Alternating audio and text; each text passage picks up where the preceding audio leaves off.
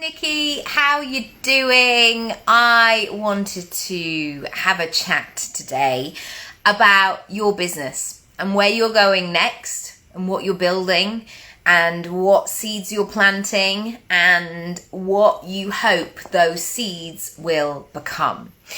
This is on my mind at the moment, and I was talking to my partner about it, that I was saying I was thinking a lot about my schooling at the moment. It's that kind of time, back to school. My daughter's just started and I've been very reflective.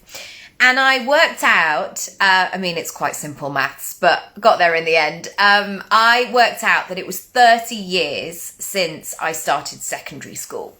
And I remember that huge shift. I was really short for my age, and then I actually grew in year 7 and year 8, and then didn't grow anymore.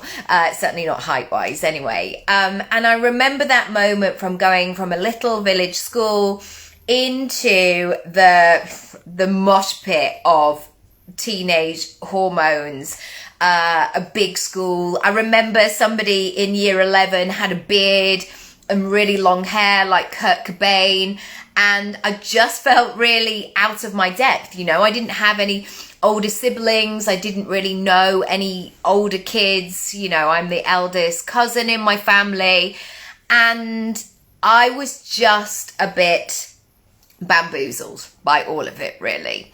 And I remember that distinct moment of no longer being a child, essentially. So at primary school, you could be playful, you could do the things that you wanted to do. It felt like everybody was in a conversation of sort of protection, I guess. You know, you might not get on with the people that were in your class, but there was that camaraderie, there was that pulling together.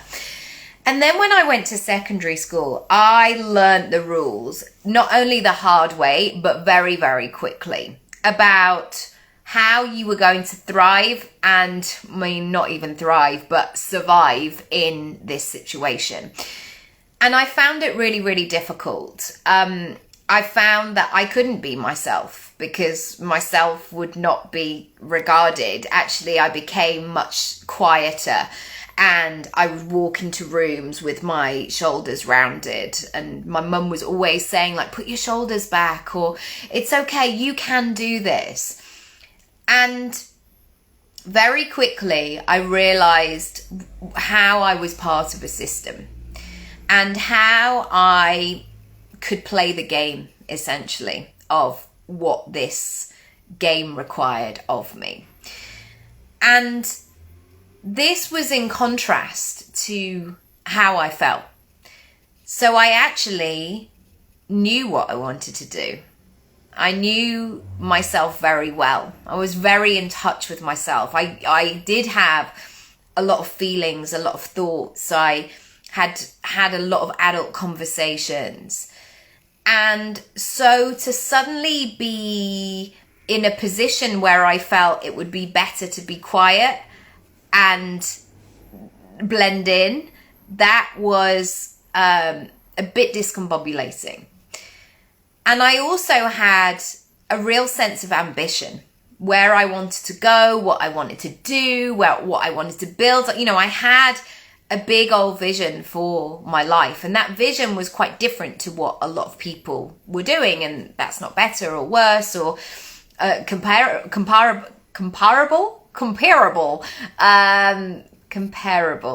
Oh God, you know when you say words again and again, you're like, is that actually the word? I wasn't comparing myself to anybody else, basically. And I very much, and I still believe this now, you know, it's about connecting with your own purpose. There are some people who are fantastic doctors. I would not necessarily be a fantastic doctor. There are some people who can work with numbers. There are some people who can build beautiful things, or they're detailed orientated people, or whatever. And I had that whole vision from being very little.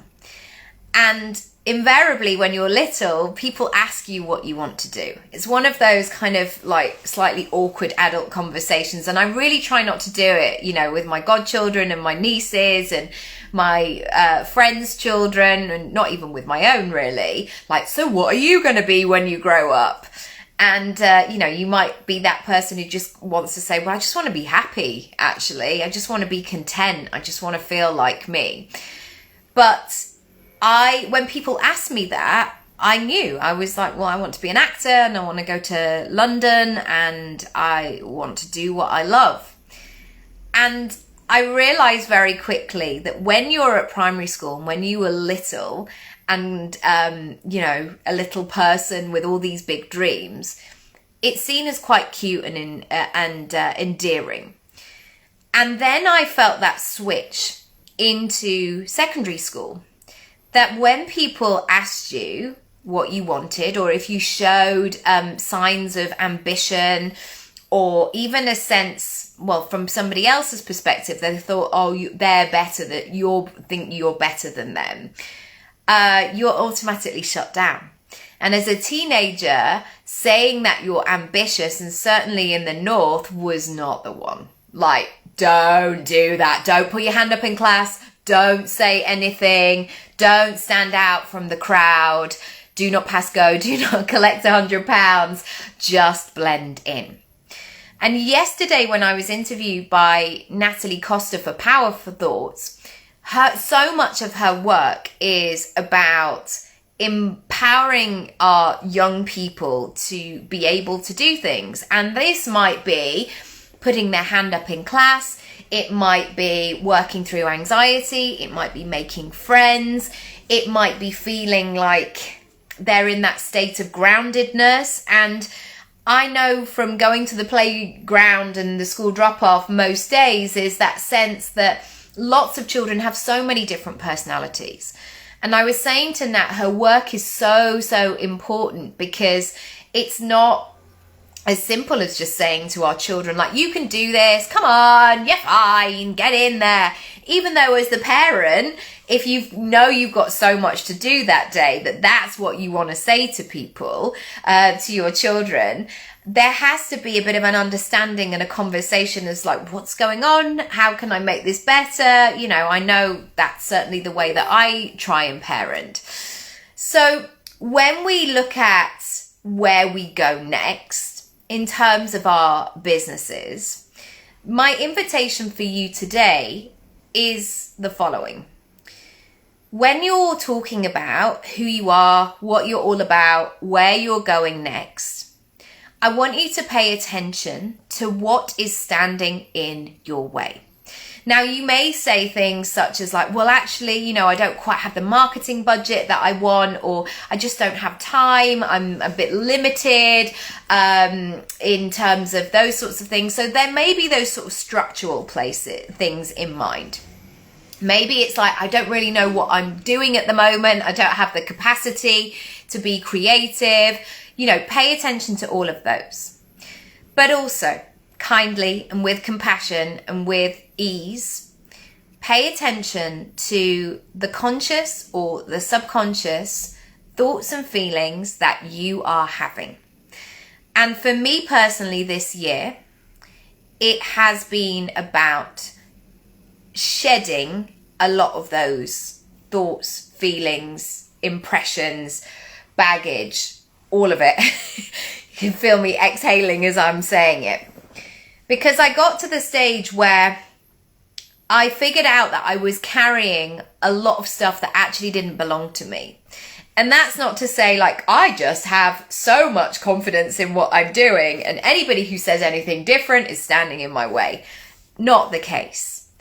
But those people who said to me as a teenager, you can't be more than one thing, I have built up enough data now over the last 30 years to know that that is not true.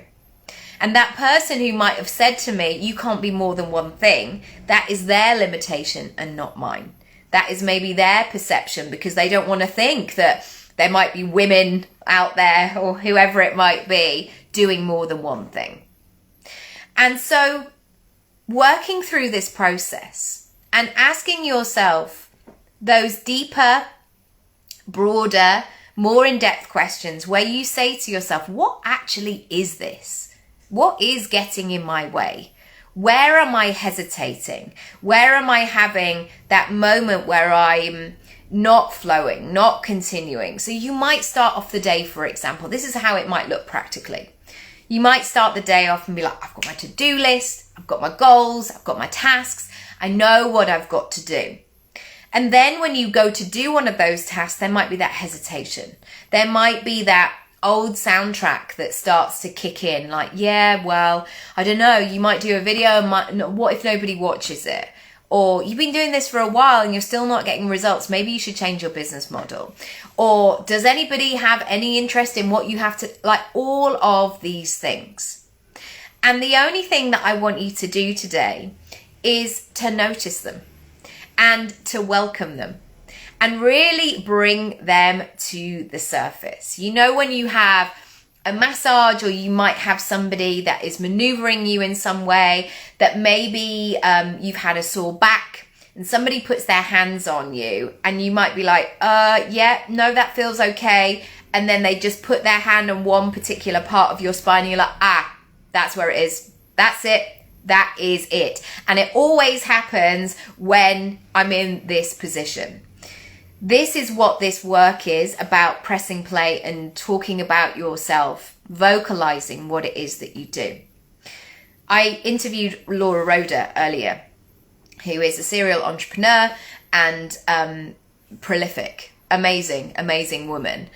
And one of the things that she was talking about was the importance of actually saying what it is that you have to sell, who it is that you are, and getting yourself in front of people that need you, that need your message. And yet it's not as simple as that, because many of us might have all of these other layers. It's almost like these kind of scarves and drapes and like a bit of a smoke machine, and you can't quite see through the foggy mist. This is your invitation today to really get to know it. A bonus part. Once it comes up, I want you to think about what you're now going to do with it. And you can choose to hold on to it. You can choose that that's part of your identity. You can absolutely take that with you into the next year, into the next 5 years, or the next 10 years. Or you can choose something different. And this is a process that I went through in terms of my work that I've been doing around this. And asking myself these big open questions such as, does this actually serve me? Is this who I am? Do I believe that this will be true? Is there something in this that served the other person and that's why they said it, but didn't serve me? Does this actually belong to me? Do I believe it? Do I connect with it? And then the bonus part is, what would happen if I chose something different? If I chose to let it go? So rather than saying, well, you know, if I make a video, what if nobody sees it anyway? What if you moved it into a more empowered state and saying, do you know what? I'm going to go live for the next 10 days and see what happens and see what momentum I can build and see how I can hone my message and see how I can show up and see how I can really create that habit for myself.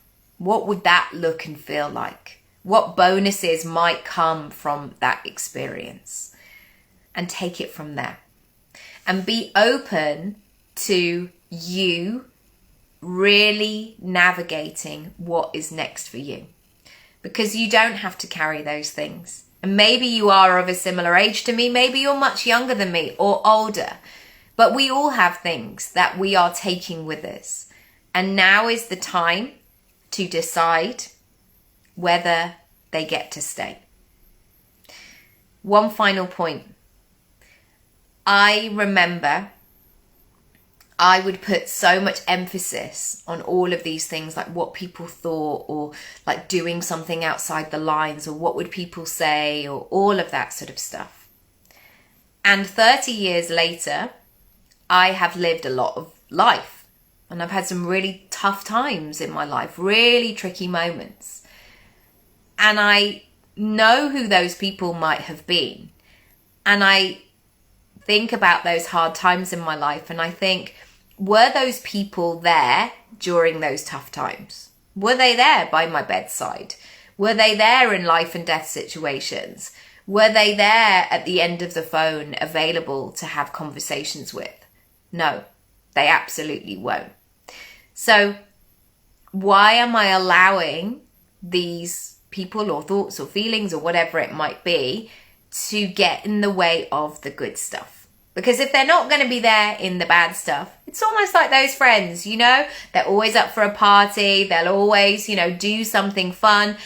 And then you never hear from them when you might need them in the tough times. And so we get to choose. We get to evaluate and eliminate and make a plan going forward. If you want some help with this, do book a press play session with me. I would love to help you. I would love to help you really promote your business on your terms and do this in a way that feels really good. I'm going to save this and it will be available for you whenever you need it. I'm sending lots of love and I'll see you next time. Bye.